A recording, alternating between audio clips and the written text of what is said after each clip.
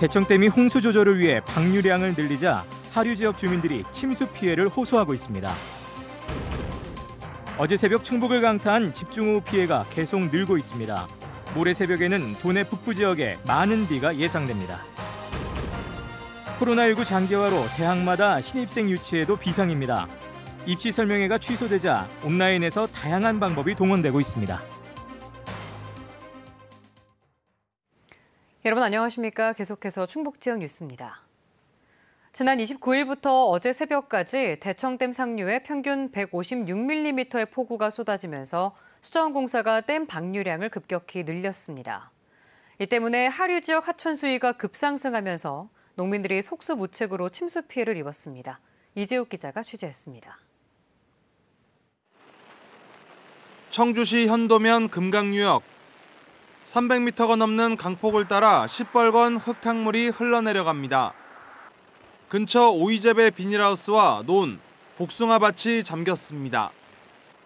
상류 4km 지점에 위치한 대청댐이 방류량을 늘리면서 강 수위가 갑자기 올라가 침수 피해가 발생했습니다. 지금 뿌리가 다 상하고 지금 이 복숭아도 열매를 수확을 할 수가 없어요. 이거 나무 다 벼버려야 돼요.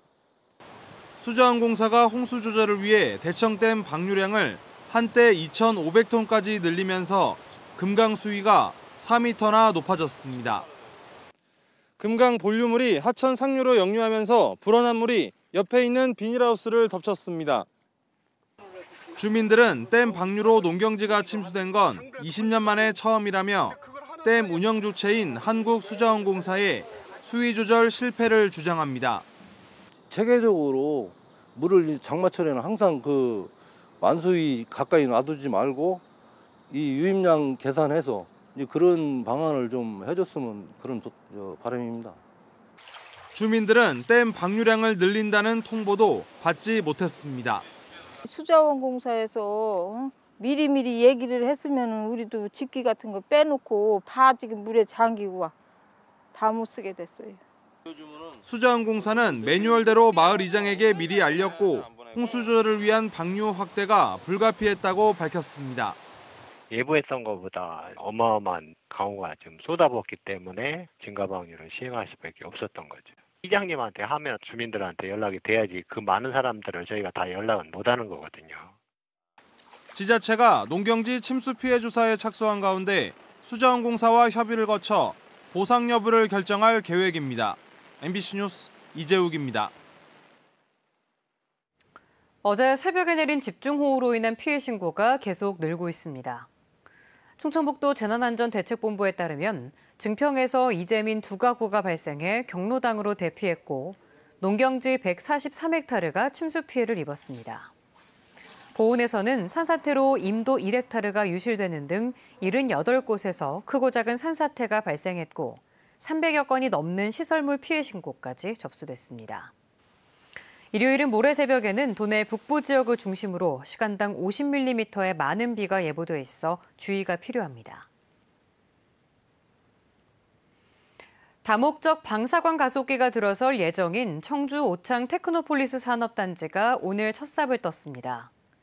이시종 지사는 청주시 오창읍 후기리에서 열린 기공식에서 방사관 가속기는 미래 산업의 심장으로 대한민국의 4차 산업혁명을 선도하고 충북과 청주를 과학도시로 발전시킬 것이라고 말했습니다. 다목적 방사관 가속기는 오는 2022년 착공하는 일정으로 현재 예비 타당성 조사가 진행 중이어서 충청북도와 청주시는 내년 말까지 가속기 부지부터 먼저 공사를 끝낼 계획입니다. 코로나19가 장기화되면서 대학들마다 신입생 유치에 비상이 걸렸습니다. 각종 입학 설명회와 박람회가 줄줄이 취소되고 있기 때문인데요. 그렇다 보니 대학마다 새로운 방식의 홍보 동영상과 온라인 입시 설명회까지 속속 등장하고 있습니다. 김영일 기자입니다. 코로나19로 한산하던 대학 강의실이 모처럼 활기가 넘칩니다. 학생과 교수들도 직접 참여해 비행기 승무원 실습 수업을 설명하고 수업 내용과 학교를 소개하는 대학생 인터뷰도 진행됩니다. 787 기종에 최신식 설비 장치를 많이 구비해놨어요. 그래서 더 퀄리티 높고 사실감 넘치는 수업을 여기서 들으실 수가 있어요. 코로나19 장기화로 입시 설명회가 줄줄이 취소되자 수험생을 돕기 위해 대학에서 자체적으로 홍보 동영상 제작에 나선 겁니다. 수업의 방법, 또 수업의 어떤 커리큘럼에 대해서 간략하게 설명을 함으로 인해서 학생들이 진로 선택에 있어서 조금 더 정확하고 또 명분 있는 선택을 할 수 있도록 도움이 되고자 합니다. 미래 후배들을 위해 선배들이 직접 대학 생활과 주변 맛집까지 소개하는 동영상을 제작하는 대학도 있습니다. 저희는 재학생이니까 재학생 입장에서 학교 주변 먹거리나 볼거리, 이제 뭐 술자리라든지 신입생들이 이제 이런 걸 보고 아, 여기 학교 다니면 재밌겠다라는 생각을 할 수 있게끔. 고등학교를 찾아가는 현장 방문 입시 설명회도 어려워지면서 온라인 설명회도 등장했습니다. 또 달라진 대학 입학 전형과 입시 지원 전략을 동영상으로 만들어 홈페이지와 교육청에 배포하고 수험생 눈높이에 맞춰 SNS 홍보를 위한 카드 뉴스를 제작하기도 합니다. 어린 학생들의 입장에서 더 접근이 용이하도록 그리고 익숙하도록 SNS라든지 카드 뉴스를 활용한 정보를 제작하여서 배포하는 등 다각도로 노력을 하고 있고 학생 수 감소에 코로나19 장기화로 위기에 처한 지방대학. 저마다의 비대면 방식으로 생존을 위한 신입생 유치전에 나서고 있습니다. MBC 뉴스 김영일입니다. 더불어민주당 차기 당대표에 도전하는 이낙연 의원이 오늘 세종시를 전격 방문했습니다.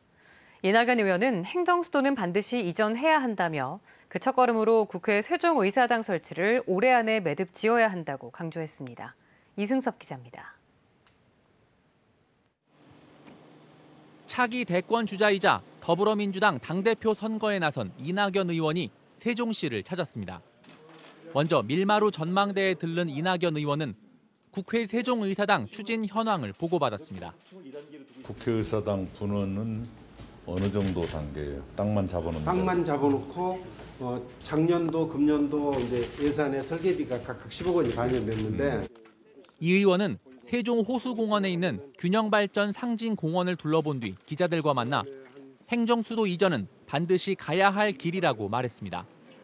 행정수도 완성의 걸림돌이 되는 지난 2004년 헌법재판소의 위헌 결정을 뒤집으려면 특별법 제정이 현실적이라고 밝혔습니다.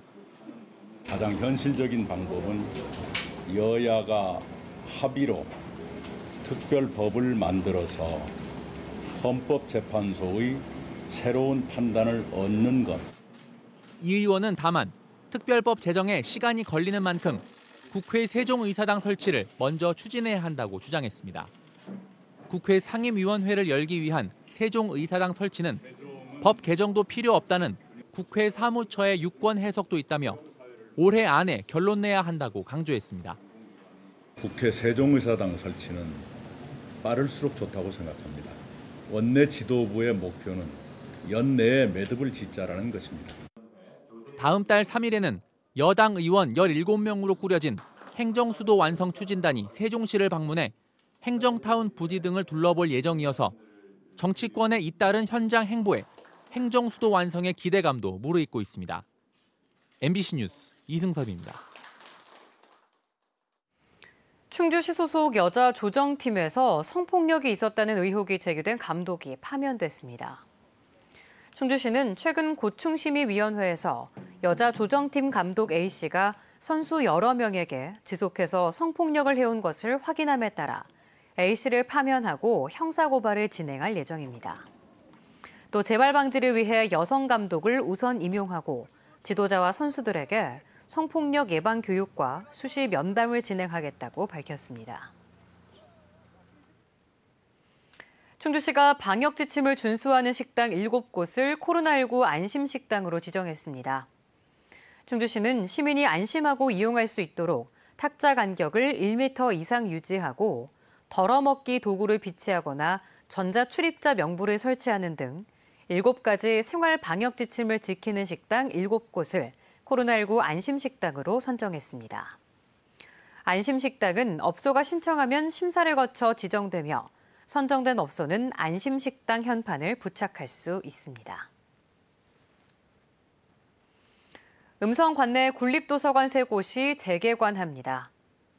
음성군은 코로나19로 문을 닫은 뒤 지난 5월 대출, 반납 업무만 재개했던 대소와 삼성, 감곡면 군립도서관 3곳에 자료실, 학습실, 열람실을 다음 달 4일부터 개방하기로 했습니다.